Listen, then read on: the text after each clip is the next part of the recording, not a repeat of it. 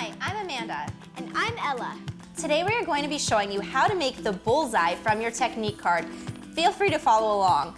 I'm going to start my bullseye from the shoulder, but you can do it anywhere. Ella, where are you going to do yours? I'm going to do it from the stomach. All right, so let's pull it into a long tail. Okay, so your first step is going to be to put rubber bands all the way down it. You can do it anywhere you want and as many as you want. There's no rules with that. The only rule is that you have to make sure that the rubber bands are as tight as possible. Otherwise, the dye will come shooting out and it won't stay bright white. So we want to make sure we have a nice contrast.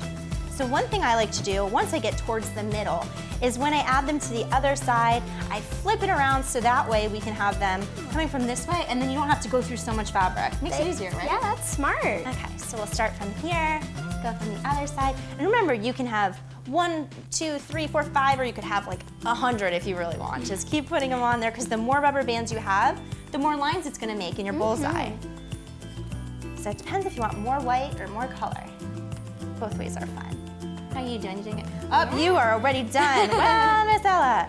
Okay, remember too, whatever size shirt you use, you're gonna need more rubber bands if it's a bigger shirt or less if it's a smaller thing like a bandana. Okay, so now, what's the next step? We have to make it into a cinnamon roll. Cinnamon roll, so just you're gonna make a little twist. So Ella is going to be making the bullseye slash. and I am making the hashtag. So for the slash, you need how many rubber bands? You need only 1. To go across the center. And for the hashtag, you're gonna need 4. So 2 that are up and down, also known as vertical. And then we're gonna do 2 across, which are also known as horizontal. So we're gonna do 1, 2. And remember when you're rolling, it has to fit in your orb, so you wanna keep it nice and tight. So if it's a little too big, you can always just squeeze it once you get it in the orb. Okay, so I have all of mine. So now the next step, once you're all banded up, so there's her 1 slash and here's the 4 for the hashtag, we're going to unlock the yellow parts on your orb. So Ella is going to be using the starter kit. and I am using the design station. So I'm gonna be putting mine into the big design station and she's going to be shaking it right like that. So you wanna put your piece in. Remember, it is fabric, so you can squeeze it, move it as you need to. You wanna make sure it's in there nice and tight. See, I have some hanging out. That's not gonna work because then it's gonna spill. And the whole point of this is for it to be mess-free. So you wanna make sure everything stays into the orb. So you're gonna put your little locking pieces on. You got it in there nice and good, Ella? Yeah. All right.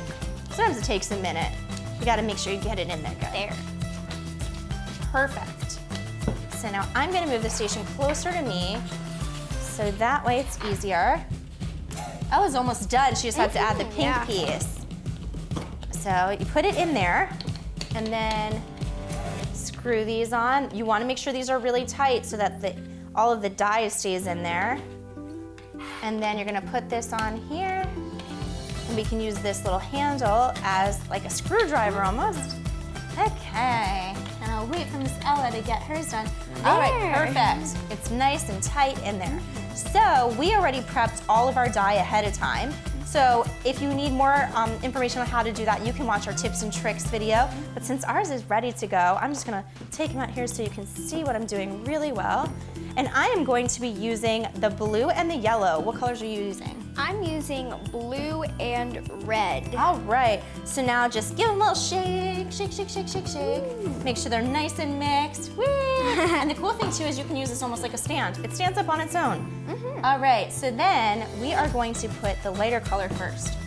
So get your lighter one, exactly. And then you start squeezing it into your orb. Remember, the more color, the more covered it is. And what's the fabulous thing about this too, Ella? It's my favorite part, and also it's really cool because all the colors, they like mix together, and then it looks like a really cool tie-dye shirt. And remember, the more dye you put in, the more dyed your piece will be. So just keep on going. So with the starter kit that Ella has, you can shake it. So Ella, show them how you shake it. Okay. Yeah, shake it, and then you can swish your dye around. And with mine, you can use the handle. And one of my favorite things to do is you can actually make it stand up too by doing just like this. Isn't that so cool? So you can get cool. all the different angles. So let's do another color now. We'll add our second color in. So you can add your color. Now this is what makes it really fun and look tie-dyed, is just having all kinds of different colors in different spots. And the good thing about having all these rubber bands is it's gonna keep it nice and white. So add a few more drops of color. I'm liking how mine is. How about you, Ella? You liking yours? Yeah, it's so pretty. It's, right? Isn't it fun? After you have all the dye in that you want, you're just gonna give it a little shake or a twist. So with the starter kit like Ella has, you're gonna shake, shake, shake. And with the Design Studio, you're gonna give it a little spin. After this, you're gonna let it sit for 6 to 8 hours. Then you're gonna take your orb, unscrew the pink parts, stick it right in the sink and rinse it out. After that, you can either leave it to dry or put it in the dryer. And then, thanks to YouTube magic, our finished pieces will look like this. I'm Amanda. And I'm Ella. Thanks for watching.